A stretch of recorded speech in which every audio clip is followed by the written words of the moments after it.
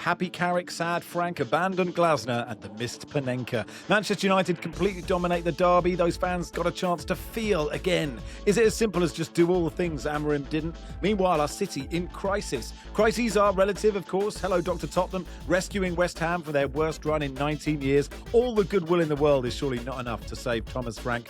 Voice note incoming. Meanwhile, poor abandoned Oliver Glasner desperately tries but fails to do a Maresca. Wonder what those clear-the-air talks with Steve Parish on Sunday morning were like. Elsewhere, Liverpool continue their miserable unbeaten run. Liam Rosenior gets a lucky first Premier League win and Villa blow the chance to go second. And then to Afcon, just extraordinary. Brahim Diaz is presumably still lying in bed, staring at the ceiling, thinking, why didn't I just do a pressman? Sadio Mane getting his team back on, Senegal winning it in extra time. Just the kind of wild scenes no one, brackets everyone, wants to see. Let's start then. A lot of people saying, let's start with Afcon. We will get there, but we're going to do the Premier League first.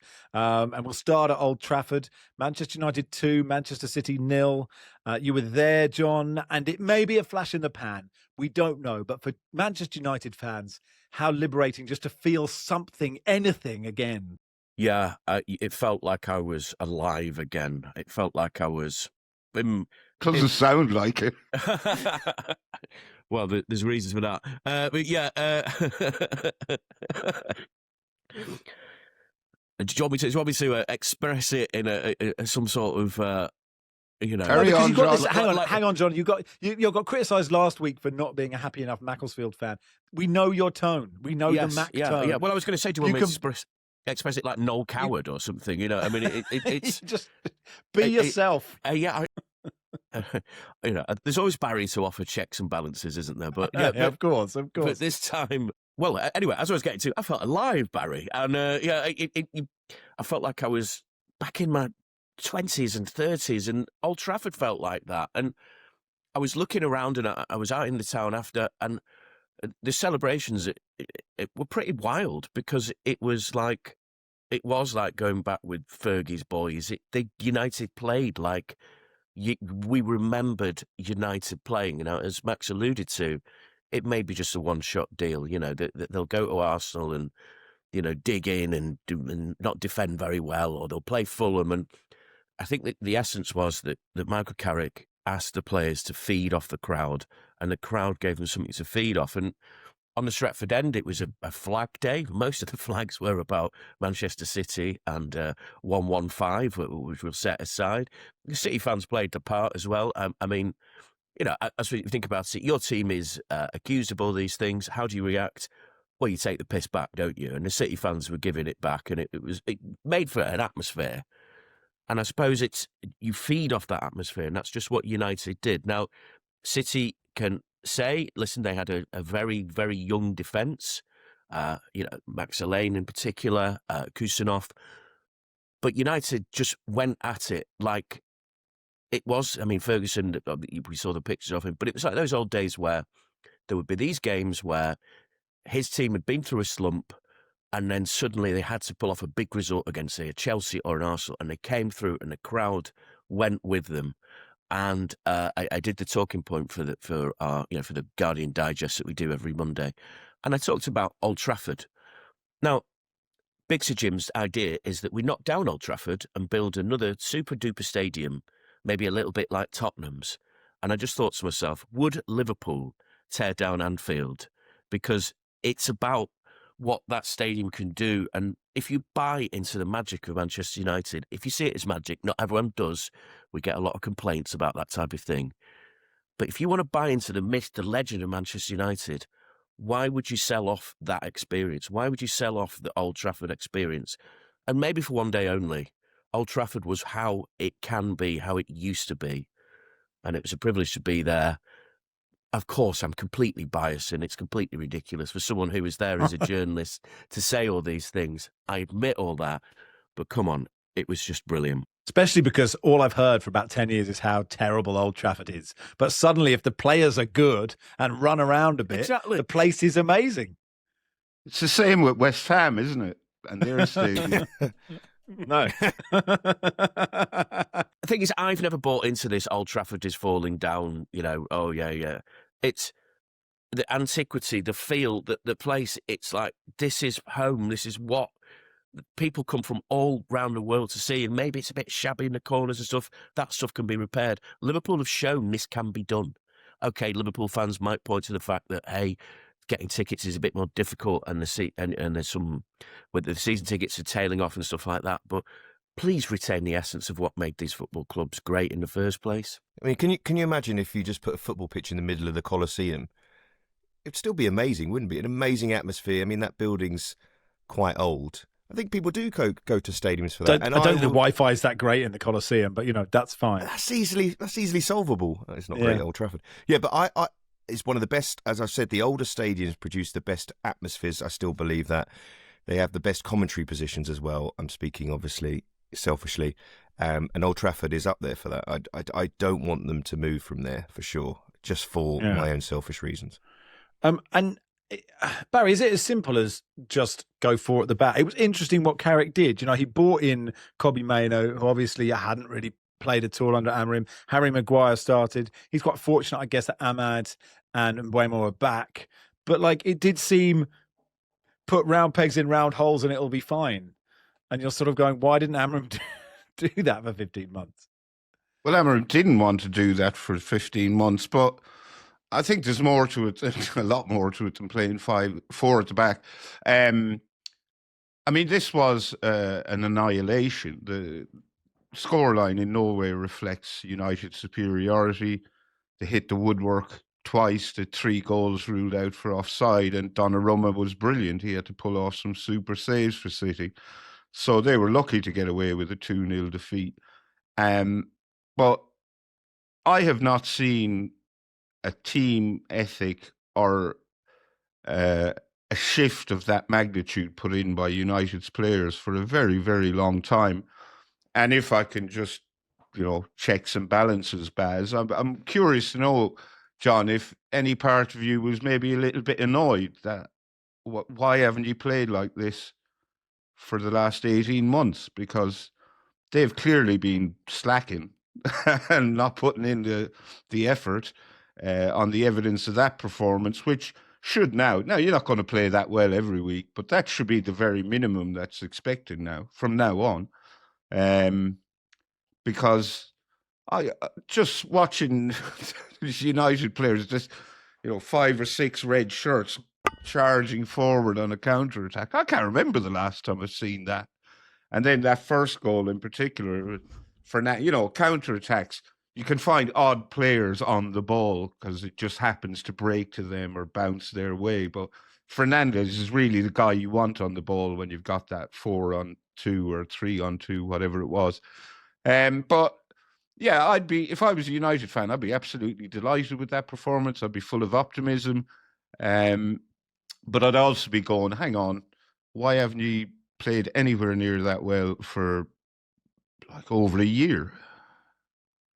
Over a year is generous, Barry. Over 13 years, 12 years. There was a reason Ruben Amorim got a job in the first place, because the previous lot played much like that as well. I mean, I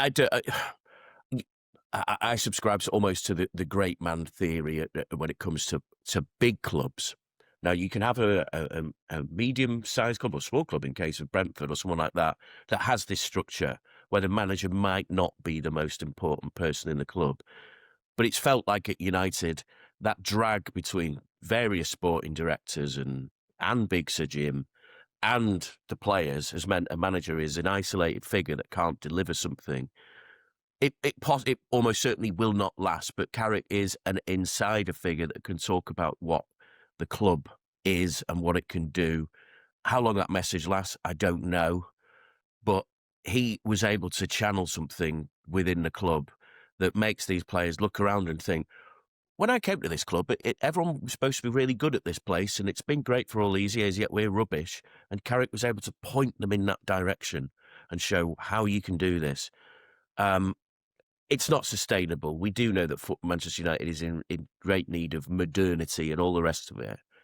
But, for one day only, just make those players and fans feel, and then you've got something to build on. And we've seen it before. I mean, remember when Kenny Dalglish went back to Liverpool 15 years ago, and he made Liverpool feel like Liverpool again. And it didn't work out in the end, but it formed the revival of Liverpool from that point, and maybe that's what we're looking at with Michael Carrick.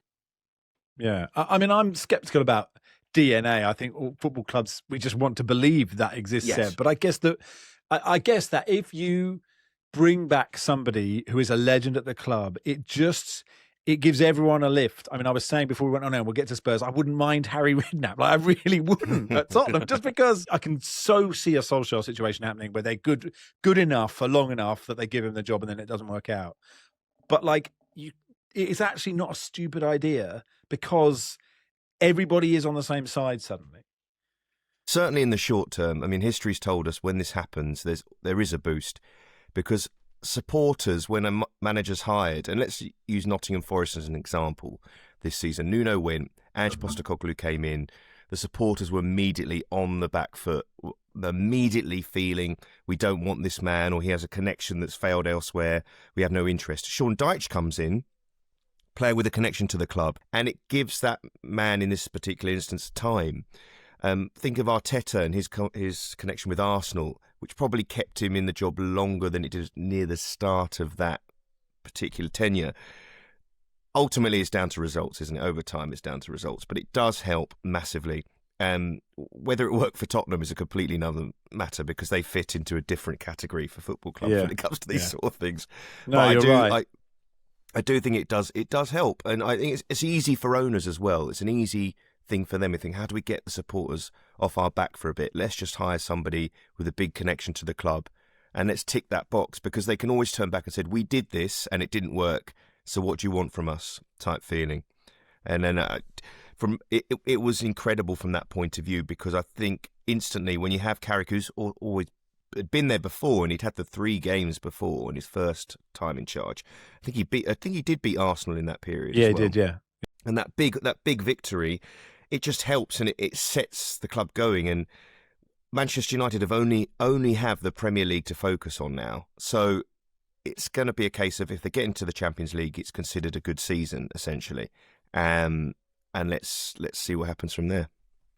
It was interesting afterwards listening to Carrick talk, and he's a very calm speaker, but he made quite an interesting point, which was he's actually got season tickets at Manchester United and takes his kids. And so he was saying, oh yeah, I'd seen quite a lot of the team and I knew what to... And so he's obviously been sat in the stands saying, don't play 3 at the back, you know. And, yeah. Free Kobe Nainu.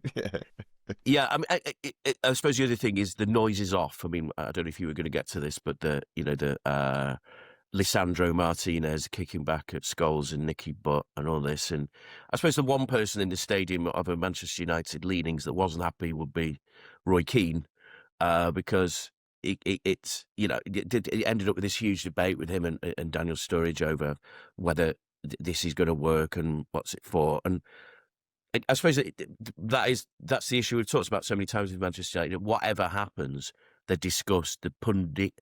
I can't even say the word punditocracy. Is that what we're calling them? Yeah. You can call them that. They're all over them. And media class. Well, are they media class? It's ex-pros, aren't they? We're media class. Yeah. Lower media class. Class media. Yeah. I look down on him because he is lower media class. It is worth saying that, Dalot should have been sent off, and maybe the game is totally different. Yeah. And it's astonishing that VAR didn't see that. We will get on to, there is plenty of time in the next few weeks to talk about Man City. But we will move on to Spurs. I was just thinking, who do they bring in? Yeah, is it Harry Redknapp? Is it Chaz or Dave? I forget which one is still around. Neil says Dr. Tottenham is an unfair moniker. They don't just heal. At this point, they can raise the dead. The latest from David Heitner is that Thomas Frank oversaw training at Spurs on Sunday and maintained a business as usual front before the Champions League game against Borussia Dortmund on Tuesday night, despite the uncertainty that's raging over his future. The situation is precarious. The directors have been reluctant to fire him.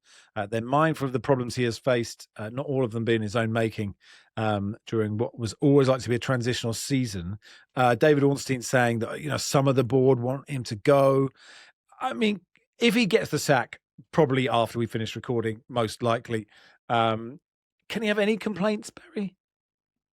I don't think so, no. And the thing about Thomas Frank is he seems to be widely liked because he appears to be a very, very nice man. But that'll only get you so far. Results haven't been good enough. Performances aren't good enough. The style of play is at times extremely painful to watch. I think what coaches and players and journalists to an extent, a lesser extent, often forget is that fans pay a lot of good money to go to watch their teams play. And I think a season ticket at Spurs, you're not getting much change out of 900 quid minimum. That's a lot of money. So you at least want to be entertained because it's supposed to be fun. And Spurs have this reputation for being an attractive team to watch, if not a particularly successful one. And he hasn't delivered on any front. And he seems confident that he can turn things around. He's using the oil tanker analogy, which I'm not sure is the cleverest one to pull out. But he has lost the fans. They have no faith in him. They don't like him. They boo him with just relentless monotony now. It's just a thing they do. Let's boo Thomas Frank. And I don't see how he can come back from that. I do think you will definitely be in voice note territory, if not today, certainly Thursday at the latest. And I think when it comes down to, we'll give him the Dortmund game, we'll give him the next two games, just get rid, put him out of his misery, rather than, it's like if you're in a relationship that's gone sour and, we'll go on a holiday, we'll buy a dog, just end it. It's over. The Dr. Tottenham thing is objectively hilarious. Bournemouth hadn't won in 11. West Ham were winless in 10. Spurs go to Turf Moor next. Burnley haven't won in 13. I mean, it's so extraordinary that they could lose that one. But I my understanding is that he's lost some of the players as well, which is, you lose the fans and the players. You don't really have anything. And there is no discernible style. Like, what are they trying to do? It's not clear. I feel like with the Thomas Frank situation, it's that case of he's sticking to his guns. He believes deep down that he'll come through. But I suppose in another way, there's no other way for him to explain this, because he's not in a position where some of the other managers we're going to go on to talk about are in, where they're looking above, you're not supporting me, you're not backing me, because he's just come in and he's got nothing behind him to fall back on in that respect. It's just been the most miserable few weeks for him from a manager's point of view, not only with the results on the pitch, the issue with the Arsenal Cup. While it's not his fault, it just looks so bad on so many levels. And because he's such a candid guy and he's so honest and earnest and people quite like him as an individual, that from the outside it also feels, you feel for him as well. But ultimately from a Tottenham point of view, he has to, I think this result is a particularly bad one, because we're speaking about Dr. Tottenham, but West Ham haven't had anything like this season. Maybe when they won at Forest, that's one. But the rest of their season's been so miserable. I mean, I did West Ham last week and then losing at home to Forest, and you're thinking they are down. And to pull this result out, and we're going to be, of course, we didn't speak about City before, but because obviously we spoke a lot about Manchester United, we do have to speak about the teams on the other foot in this particular weekend, because I think credit to West Ham in a game like this, because I saw when Somerville scored, he's running to the bench. They're having to dig deep. They know this is the only way they're going to get out of this. We're going to talk about Everton. We're going to talk about Forest in this respect. And on this particular weekend, it's a reminder that in the Premier League, there are teams that can trip you up all the time, whether they're in the bottom three or not. And that needs to be remembered, especially when sides have injuries. And Tottenham, they've added to that in this course the last week or so. It cannot take away from that. And while I think this is probably a result too far for him in this particular situation, normally the overreaction, we do have to obviously take it on a game-by-game basis.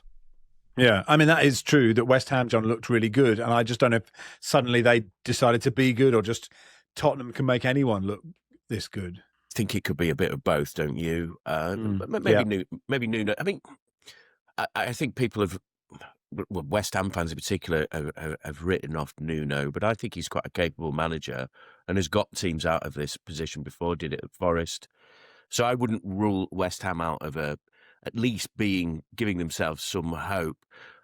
When we talk about Tottenham, I always think it's quite amusing when things like this happen. I saw some Tottenham fans wishing that Daniel Levy was still around because by this point, because at least Daniel would have got the job done and got rid of Thomas Frank by now. But and I suppose that is something to do with perhaps that Thomas Frank is a victim of himself. That again, we've got that organisational drag, haven't we? Because Daniel Levy went, and we knew the club was all about what Daniel Levy wanted. Now we've got the ownership that were the Lewis family, and then and the other guy Vinay, who quite a lot of excitement because he was at the training ground on Sunday, which obviously people think, well, it's voice note time when that happens, but of course Vinay, who's he associated with? Well, Arsenal. And it all feeds into this self-loathing that seems to rule at Tottenham at the moment. Johnny Heitinga has been brought in as an assistant, which apparently Thomas Frank wanted. Thing is, Barry, he doesn't have a history with, if Frank goes and they put Heitinga in charge, it won't be like Carrick at Man United. There'll be just another guy that go, well, he didn't do that well at Ajax, So why don't they get Harry Redknapp? Is my question. you want Harry Redknapp or Robbie Keane, don't you? I mean, at this stage, the only reason I can see to keep Frank on is that come the summer when the World Cup ends, there'll be loads of managerial changes and churn, and it would probably be the best time to get one. See who's knocking around. Maybe get Poch back, who knows?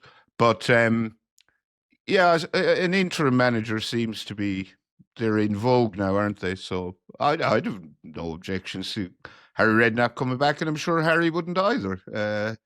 But it will be interesting to see what happens.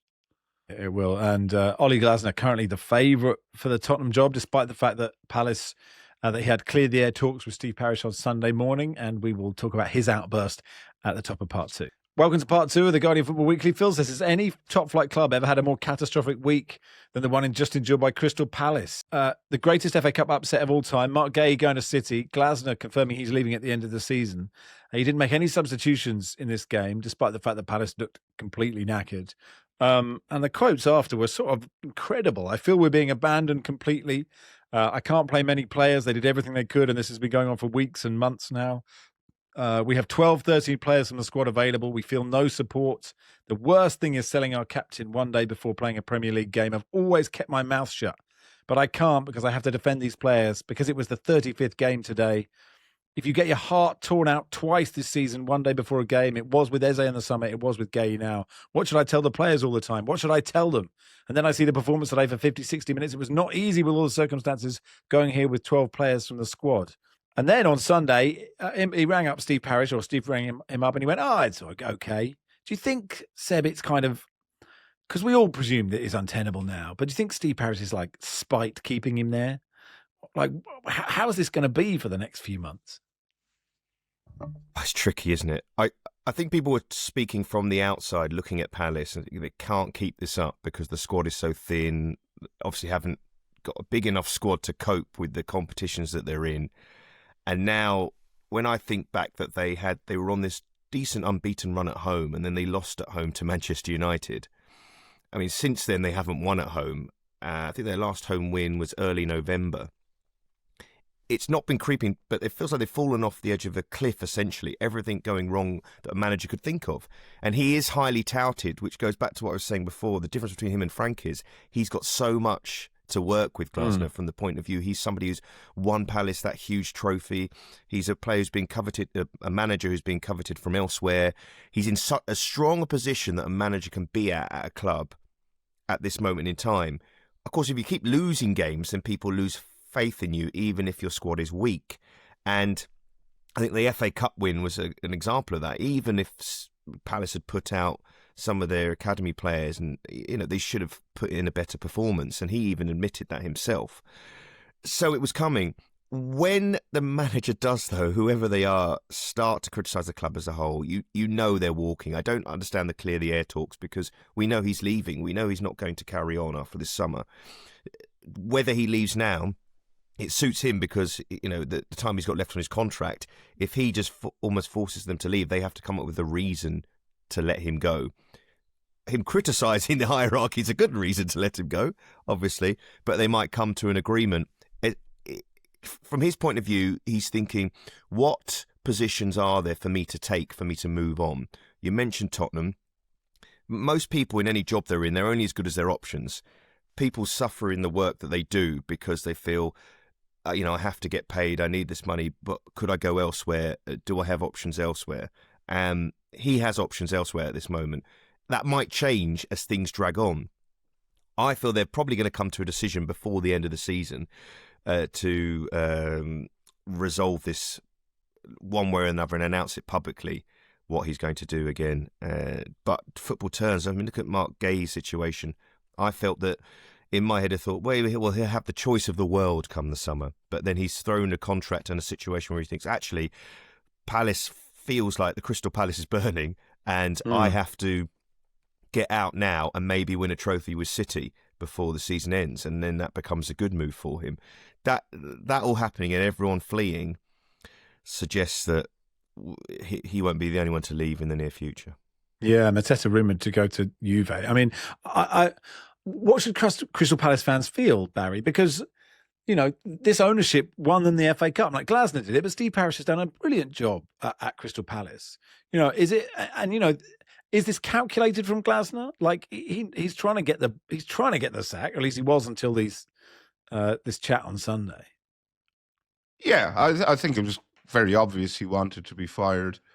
We've seen it with Nuno at Wolves, Maresca at Chelsea, Amorim at Manchester United. They all criticised the hierarchy. They all got the bullet. I'm sure Glasner noticed that as well. He also has form for doing this at other clubs. If I was a Palace fan, I'd be pissed off, obviously, because they've lost Eze, Gay's gone, who they might lose Mateta. One presumes other players in the dressing room, Ismail Assar, Maxence Lacroix, other, big name, good players, they'll want out as well. I think Glasner was slightly disingenuous with his comments. He made out that he had nothing on his bench but kids. That's not true. He had 3 internationals. Only one of the players was under the age of 20, only one of the subs. So he could have brought on players if he wished to. I think it was one of those statements, I have no one to bring on. I want new players. But if he wants to be sacked, why does he care whether he gets new players or not? So Palace are in a difficult position. As far as I know, he didn't actually speak to Steve Parish on Sunday. He spoke to Palace's director of football, whoever that is. But one imagines that the director of football was speaking on Parish's behalf, or peddling the Parish line at the very least. But look, if I was a Palace fan, I'd be fed up, but I wouldn't, Well, I don't get upset about these things anyway, so I can't speak for Palace. Yes, the director of football on the line. Steve Parish is there on speakerphone going, keep him on the line for one more minute and then we can find out where he is. We can triangulate where he's hiding. I mean, speaking of new players, spare a thought for Brennan Johnson going from one bin fire to another. And just quickly, because, as Seb said, we should mention the other teams. As far as Sunderland concerned, John, what a brilliant finish from Brian Brobby. Like, it's such a great goal, isn't it? It was fantastic, and the celebration was unique. Yeah, sudden cramp. The cramp celebration and the enjoyment his teammates got in forcing out the cramp in that way that we became. It reminded me of the 1987 FA Cup final or something. Where the players go down with cramp. That's the way to do it. But yeah. This was the summer last summer was the summer of the number 9s, and Brobby was one of those that crept in under the radar a little bit. I'd seen him play at Ajax. I wasn't too impressed, but I have to say he's completely exceeded my expectations. He's not quite on Igor Thiago levels, but he's been very, very good. And well done, Sunderland, for yet another good deal. Their transfer business, the summer was excellent, and let's garland Sunderland with praise because they really do deserve it for this season. Although at both times I've seen them, they've been absolutely rubbish. So I don't know what it is, but Sunderland got through Afcon brilliantly. yeah, when you think amazing. about Really it, good they point. could have crumbled, and now they have those players back. So they'll push on from here, I think. Yeah, they did better than Morocco, but we'll get to that.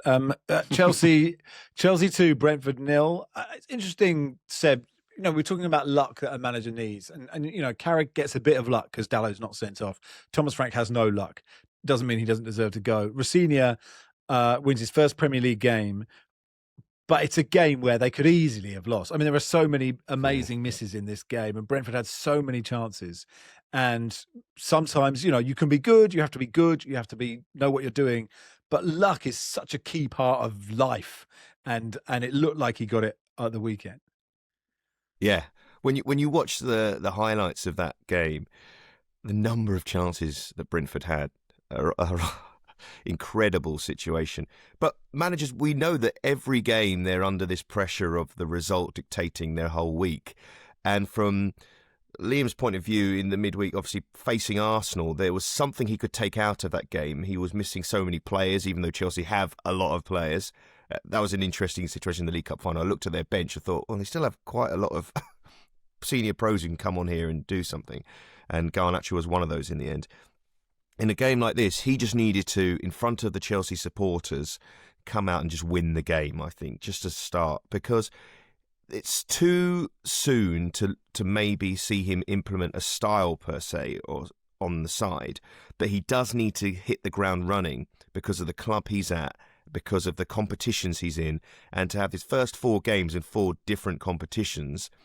I think that helps him actually, because if he'd had 4 Premier League games and had a scratchy start, he might have been in a lot of trouble. But because there's cup matches in there, and cup matches which he can afford to lose a couple of them because they don't really affect the ultimate destination. He could still go to the Emirates and win that game. They could still be in a position where they're still in a position where they can carry on. So these things are in many ways just helpful for him. And in a game like this against a side who are in a really good run of form, it's a good result.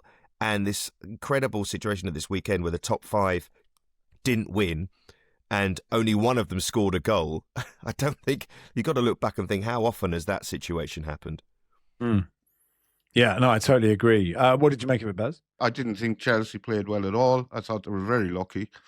And if I was Keith Andrews, I'd be scratching my magnificent hair and wondering how on earth my team didn't take something from that game. It was remarkable, but just really weird. A mixture of bad luck and really weird decision-making, particularly by Kevin Schade in one instance. And I suppose, look, we should give Robert Sanchez a bit of credit because he did make a couple of good saves after the bad game he had in midweek. And Liam Rosenior has, he's been getting teased about his sort of verbal diarrhea coaching-wise. And actually, he came out and took the piss out of himself, and I thought he was quite funny. Liverpool won, Burnley won. They're 5 unbeaten, John. They've drawn 4 of them. It seems like a sad unbeaten run. Like, Slot is under real pressure here, John. The spectre of Xabi Alonso hanging over every Liverpool game now. Lots of boos at Anfield. I mean, they should have won this game easily. I thought Wirtz was great. They missed the penalty, but it isn't clicking. No, it's not. Though Wirtz is clicking, and I enjoy watching him. Really good player to watch, isn't he? So much. Fantastic. Yeah, I mean, again, it felt like voice note special, didn't it? And then you see on social media the Liverpool have no plans to part company with Arne Slot and are willing to work out, and which obviously a briefing coming from the press team. Why would Liverpool sack Slot at the moment? Obviously, the performances aren't good. The fans seem to have turned against him, but what do they gain by making that decision? Xabi Alonso isn't going to arrive till the summer because I think he's made a couple of hasty decisions already. I think he already regrets going to Real Madrid so quickly. So it was pointed out to me that he joined by Leverkusen mid-season, but that's not joining Liverpool mid-season, is it? It's not going to happen. So Liverpool's run reminded me of something that, as a Manchester United fan, I remember for about 20 years ago when they wouldn't lose games, but they were still awful. And there was a phrase about that we called them the crap invincibles, and that appears to be what Liverpool are going through at the moment. It isn't clicking. Szoboszlai penalty was a horror, well, I mean, penalties are all relative. We'll get to a horror penalty later, but well, yes, to be honest, he struck it quite well, if you ask me. But shall we offer credit to Scott Parker and Burnley for digging in and getting a good result at Anfield, which was very much unexpected? Well done, Scott. I totally agree, and they're still playing for him, definitely. And, I think he deserves Liverpool a lot of have now failed to beat the 3 promoted sides at home. That's not good. I think that's the first time ever, isn't it? That's promoted or defending champions. Yeah, that's interesting. Mark says, good day for Barry, wasn't it, Barry? Ben says, hi, gang.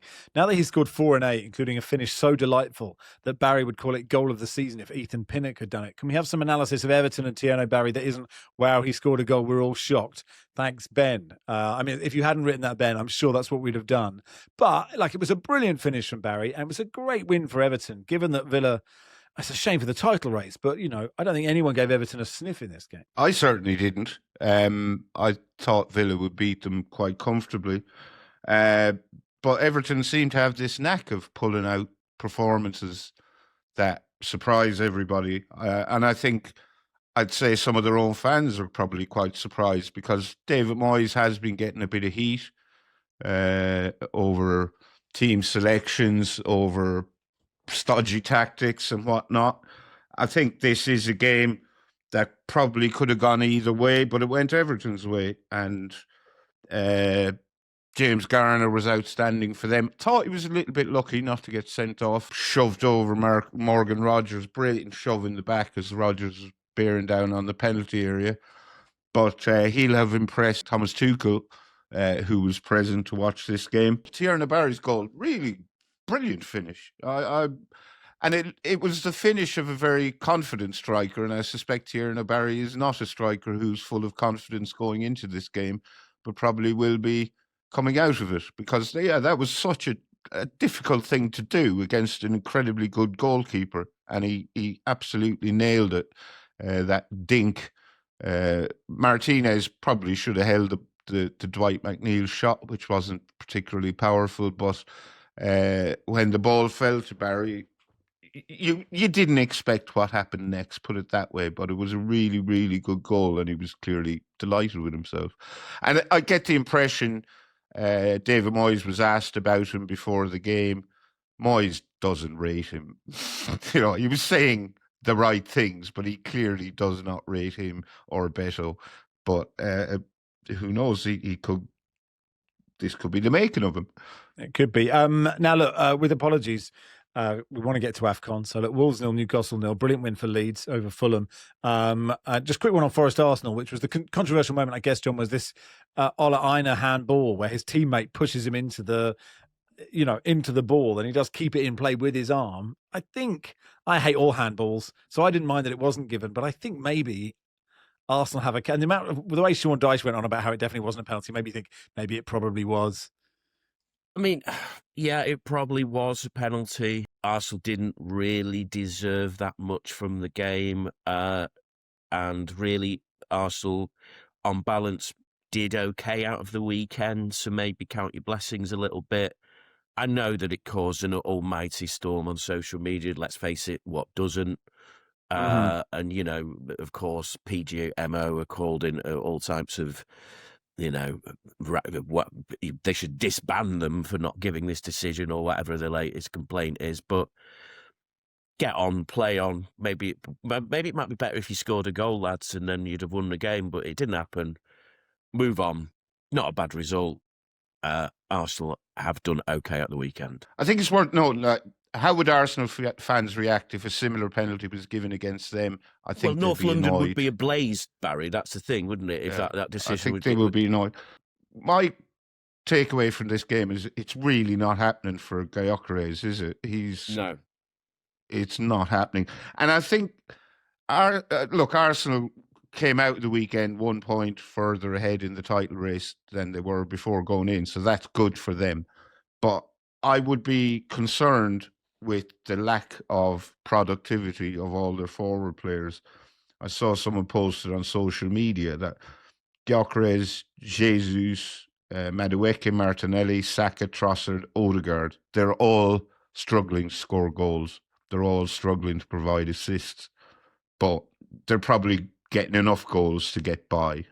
Yeah, it's all relative, isn't it? And speaking of the PGMOL, will they hire the ref from the Afcon final? Welcome to part 3 of the Guardian Football Weekly. Right, let's bring in Osasu Obayiuwana, who joined us last week, has been covering Afcon for many years and covering it for the Guardian Observer this time around.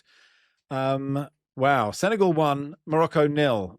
Gay's goal after extra time, 94th minute. It doesn't really tell the whole story of the game, does it? Andy says, why, if you had 15 minutes to decide what you were going to do with a penalty, would you stop on that? Possibly to take all the attention away from the Stockport County own goal from yesterday. Jonah, how angry is Jonathan Pearce? John, given the context, was this the worst penalty of all time? Given everything we went on before, was it even possible to score that penalty, panenka or otherwise? I mean, Osasu, should we start with that? Just how was it in the stadium from sort of the 91st minute to, I guess, the end of extra time? Rather than start from the 91st minute, I'd rather start from the beginning of the tournament, because I think to discuss what happened during the final, you need to look at things in their proper context. The refereeing at this Afcon, and I'm just being diplomatic, has been appalling, absolutely appalling. It's really sad, because at the previous tournament in the Ivory Coast, the refereeing was excellent, and VAR decisions at that last Afcon were being used as a benchmark for even how the Premier League should manage their VAR room. Sadly, the person who was in charge of refereeing in CAF was summarily removed just before the start of the Championship of African Nations, which took place in August in Kenya, Uganda, and Tanzania. And there has been no explanation to the public or even to staff within CAF why the head of refereeing, his name is an Ivorian, Doué Numandias, was removed from his position. And we have seen a marked decline in the quality of refereeing in CAF competition since he left that position. What has happened at this CAF are things that I really cannot understand. Why the VAR room for some games didn't even work. It didn't work in the game between Benin and DR Congo, where Chancellor Mbemba had a clear handball, as clear as night and day. And the penalty wasn't awarded. And there were so many other instances. Frankly, if there were a football prison for crimes against football, the referee yesterday should be in there. Serious, and I'm not being facetious now. I'm serious. No. Because what he did yesterday contributed to the fiasco we saw. Okay, let's be honest. There is no excuse for Pap Thiaw to do what he did. You should never do that in a football game, to walk off a pitch. You should never, ever do that. That is totally unacceptable. However, everything has a context. The day before, when we had the pre-match press conference, I could sense the tension in the air. You could cut it with several knives, not just one knife. It was not good. You could see that he had reached a point of no return in terms of being fed up with what he felt were acts of gamesmanship to ensure that they lost yesterday's game. And it was clear to me that if he was triggered in yesterday's game, he was going to do something. I didn't know he would go this far, but he was that triggered that he decided to take his team off. And in all of that, even while it seems like it was a rash action.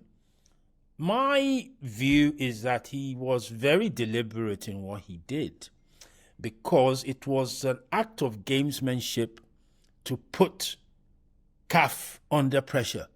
Because when he took the team off, the first fear was, oh my God, we are back to what happened during the African Champions League final in 2019 between Esperance Tunis and Wydad Casablanca, where the Wydad players walked off the pitch and the game was abandoned. That was the first time in the history of the Champions League that a game had been abandoned.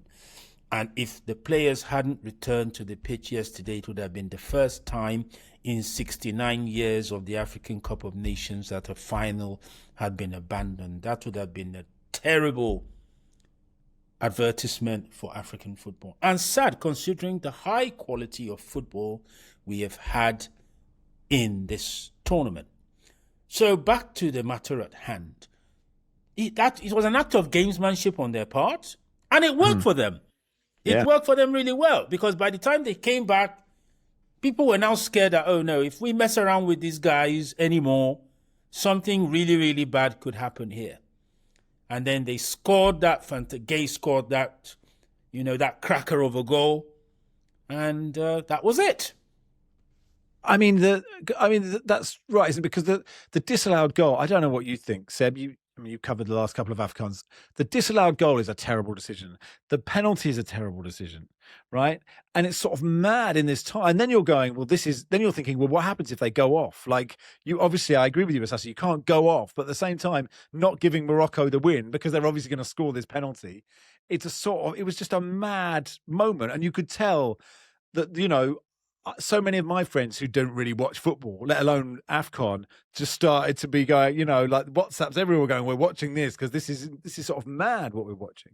The interesting thing about the incident was that Diouf was in bits, really, once the decision was given. He thought, he had the face of somebody who feels like, I've cost my country here, because he knows, I think in general play, referees may give a penalty like that because they see a man go down, they see the arm around the shoulder, and they give the penalty. But it's the fact that VAR got involved and felt they had to tell the official, no, you're wrong on this occasion. You have to do it. This is a penalty. This is absolutely a penalty. That was the big issue with this. Look, let's get one thing clear. In football, VAR cannot overrule a referee. Never, ever. The final decision as to what happens is always the referee. VAR only gives the referee the information needed to take the most informed decision you can. The only time, as far as I know, that issues of technology can overrule a referee is when you have goal line technology to decide whether something is a goal or not a goal. That is no longer a referee's decision. That's a technology decision. But anything concerning a decision, a penalty, it's the referee who decides it. So the referee, that's why I am really, really, really tough on this referee. He is responsible for the mess we saw yesterday. And this guy is going to the World Cup as a referee, Max. Great. Can you imagine?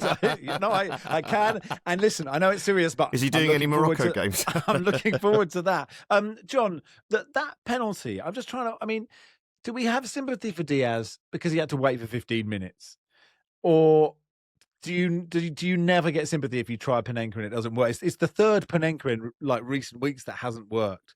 But it was such a terrible panenka. It just didn't look real. I was like, am I watching something? Like, what is happening? Yeah, I suppose with the panenka scale, you've got Pirlo v Joe Hart, and then the Enzo Lefebvre against Queen Kelleher, and that was lower than the Lefebvre one. It just hit it with.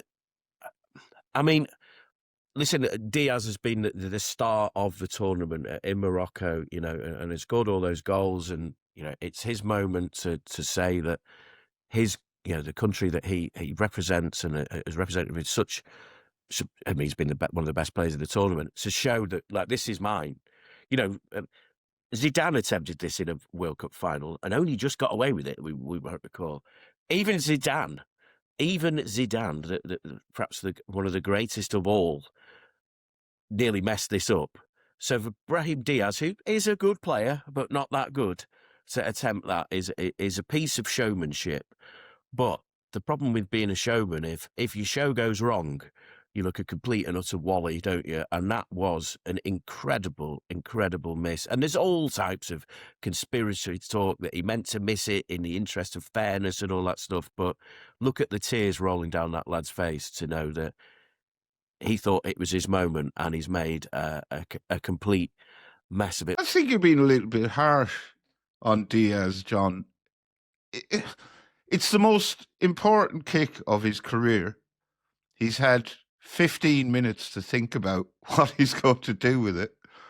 And then, you know, the Senegal players go off, then they come back on. And then he puts the ball on the spot. Then Sadio Mane is up in his grill. Then the goalkeeper's up in his grill. I just think he had so much time and there was so much distraction going around. Because while all this was happening, like a steward was carried off the pitch injured by some of his colleagues. There were fans spilling out onto. There's just so much stuff going on. I just think he had a more or less a little mini breakdown, and that's what led to this awful, awful shot. But Barry, if you were having a mini breakdown, and surely you just give it the leather rather than you'd think so. The panenka. Yeah. I mean, if I was one of his teammates, I wouldn't be really pissed off with him. I wouldn't be able to look at him in the dressing room afterwards. Osasu, what was it like in the ground when he took that penalty? It was a surreal experience, obviously, considering everything that was going on at that moment. But I'm going to say something which I don't know whether some of you would find it controversial or shocking, but do you know I feel that he deliberately missed that penalty for the peace of the game? Do you think so? I don't think he took that with the deliberateness that you would expect from a player of his level. Because but isn't it like mishitting a sand wedge? Like yeah. What you think? Do you think because for that to happen, because he's really fallen theatrically for the penalty in that 15 minutes, he's had a sort of he might have had road to Damascus moment. I think so. Fascinating. Yeah, I don't agree because he looks so upset afterwards. I think the thing that really struck me with the whole situation was when you feel something's unjust and it goes against you and you're emotional and you feel that somebody's done something to you that shouldn't have happened, and then it just flips in one moment and you feel, oh actually it's all okay again. And you could feel the Senegal players, when he failed from the spot, they'd gone through so much in that 10, 20 minutes. And then they went, it doesn't matter anymore. Yeah. And that's what's so funny about football. When you turn these things around, you think, was it so important in the end that we behaved this way? We felt like they were in the moment. But if Morocco had scored the penalty and then Senegal had gone through their protest, it would have felt completely different. And I think in many ways the world might have been with them in some respect. But after that, it was just a bit like, we went through all of that and he's fluffed his lines. And I think he did fluff his lines. I don't think you can be in a position where you are stepping up for your country at home and decide in your head, for the peace of the stadium, I should do that. Maybe if the game had been in Senegal, that might have gone through his mind. But in this situation, surely not as a professional player. Or you just roll it wide. I guess it's actually, what is the fallout of all of this? We saw at the press conference, we saw the Moroccan manager, people were saying, you've got to go, you should be fired, kids are crying, the Senegal press conference was abandoned. I mean, there's so much fallout from this. What do you think happens? To put it in French, je ne sais pas, mon frère. Perfect. Look, I am not only a journalist, I see myself as a stakeholder in African football. I have given over 30 years of my life to this sport, more than 30 years. I've not only just been a journalist and a broadcaster, I've been involved in governance issues for the Nigerian Football Federation. FIFA have also asked me to serve on a task force on racism and anti-discrimination. So for me, I look at football from so many parameters. And I have to say that when governance is not right, nothing on the field goes right. Everything that has happened in the final is a result of incompetent governance. Good governance would have ensured that we had a quality referee that would have given us an excellent final yesterday. There was no need for the fiasco we had yesterday. A lot of people say, oh, Morocco are trying to dominate everything and it's too much for Moroccans. And my answer is, I have no issue with Morocco. Why? Because as you can see from the wider world of geopolitics, every country seeks an advantage in the global playing field, whether it is in politics, whether it's in economics, whether it's in football, okay? This is the reality of life, and let's not make any bones about this. What is important is that those who are the custodians of football, those who have the responsibility for the governance of football, should not shirk in their responsibility to ensure that an even playing field is created for everybody. So for those who blame Morocco, I say you are pointing your fingers in the wrong direction. Point them in the direction of those who are responsible for the governance of football on the continent. Do your job without fear or favor, and if you are principled and ethics are your watchwords, things will go well, regardless, because you will refuse the pressure. But if you cave into the pressure, if you are lackadaisical in the way you approach governance issues, what we saw yesterday is the natural consequence. It will certainly happen. On the subject of governance and ethics, you've written a really good piece about people within FIFA feeling embarrassed, if they weren't already, about Gianni giving Trump this peace prize and the process in which they came about him giving the peace prize, i.e., I want to give Donald Trump a peace prize.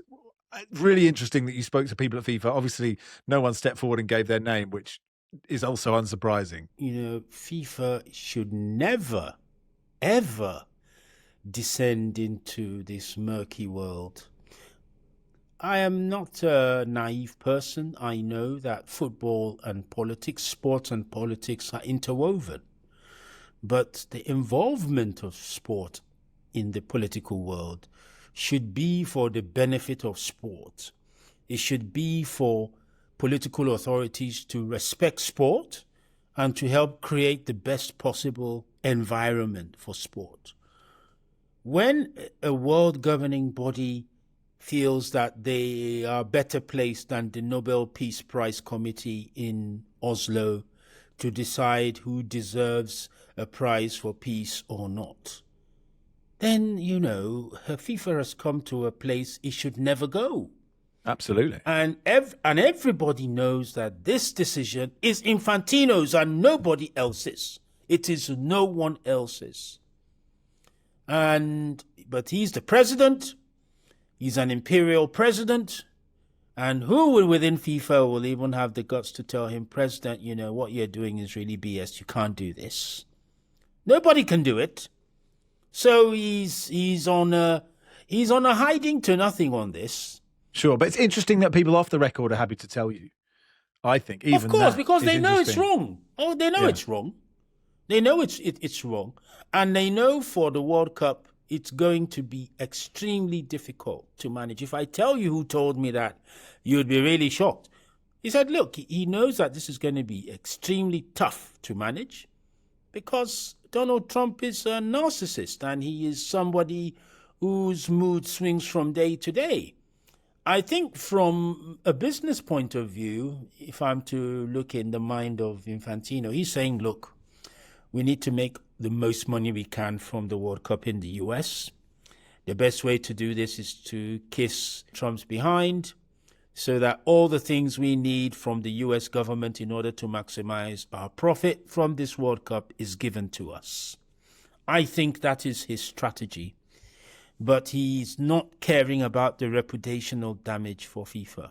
And there will be reputational damage for FIFA in the years ahead because of what he's doing now.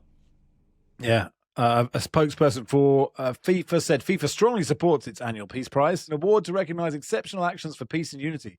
FIFA notes the 2025 Nobel Peace Prize recipient, the Venezuelan opposition leader, Maria Corina Machado, has given her medal to Donald Trump. So there we are. That's what FIFA said on the record. Quick mention, Barry, you wrote a brilliant column about your running. You're up to £27,000 now. Donations rolling back in. It's extraordinary. How are you feeling? Yeah, pretty good. I still hate running. I don't think I'll ever enjoy it. But the people's generosity has been remarkable. It's genuinely overwhelming. I thought I might raise maybe $5,000. So to be up to 27 with nearly 3 months to go is just mind-boggling. And I hate every single one of those people who've donated because it means I have to do it and I can't stop. Well, you're inspiring a nation. Yes, Barry Glendenning, Just Giving, if anyone else would like to add to the kitty. Big shout out for Stockport's Joe Olowu's own goal in their 3-2 win over Rotherham. Not really his fault. The keeper absolutely smashed it into his back and it bounced over his head. It is tremendous viewing. They were the first 3 goals in that game were own goals, but that was by far the best. And that'll do for today.